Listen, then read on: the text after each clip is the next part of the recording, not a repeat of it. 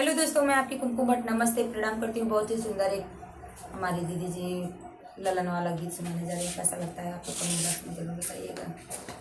अरे पनामा के पातर पवनारी रे ललनवा रे अरे पनामा के पातर पवनारी रे ललनवा अरे पनवा के पातर पनवारी रे ललनवा अरे पनामा के पातर पवनारी रे ललनवा हसी पनामा तमावे ना दुलहे राम तमावे ना दुलहे राम अरे रुसली धीर्यवा नाही थांब रे ललनवा अरे रुसले तेरिया नाही थांबे रे ललनवा अरे रुसली तिरिया नाही थांब रे ललनवा अरे रुसली तेरिया नाही थांबे रे ललनवा के करे घमंड धन पनवान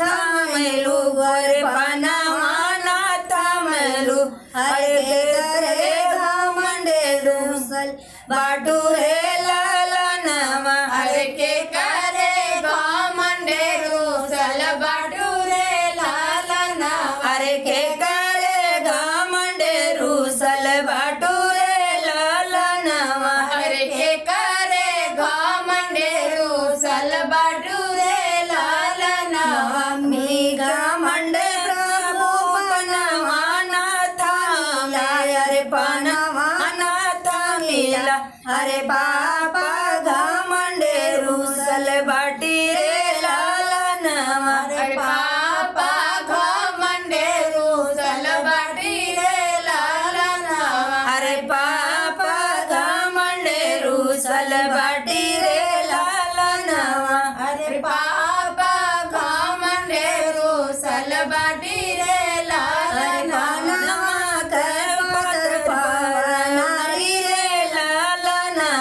अरे पानवा के पातर पनवारी रे ललनवा अरे पनवा के पातर पनवारी रे ललनवा अरे पानवा के पातर पनवारी रे ललनवा हसी पनवा थांबवे दुलहे राम थमावे ना दुलहे राम अरे रुसली धीर्यवा नाही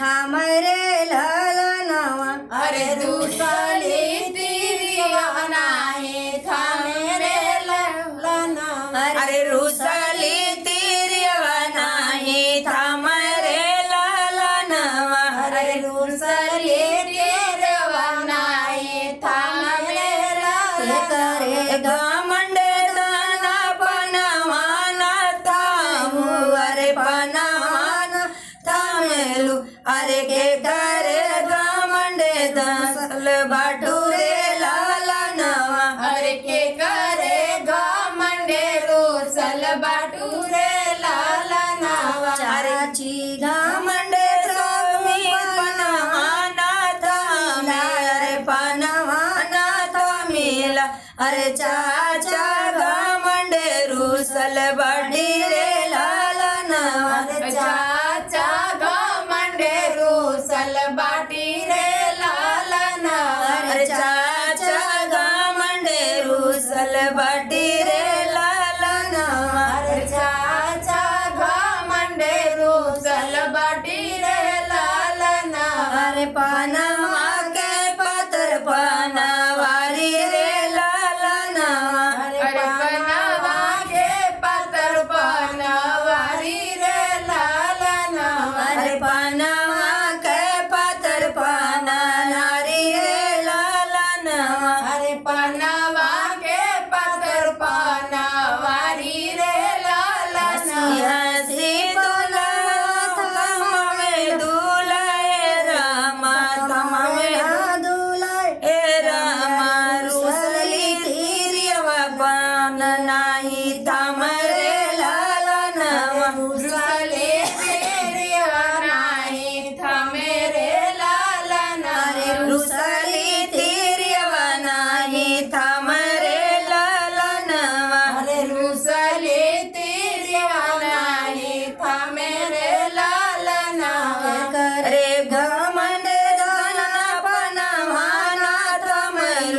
अरे बनवाना थमेलू अरे के करेगा मंडे दाना बटूरे लालनवा अरे के करेगा मंडे धाना बटूरे लालना बीघा मंडे स्वामी पनवाना तमला अरे पनवाना तमिला अरे भैया गा मंडे रूसल बाटी रे लालनवा अरे भैया गा मंडे रूसल बाटी रे लालना भैया गा मंडे रूसल बाटी रे लालनवा अरे भैया गा मंडे रूसल बाटी रे लालना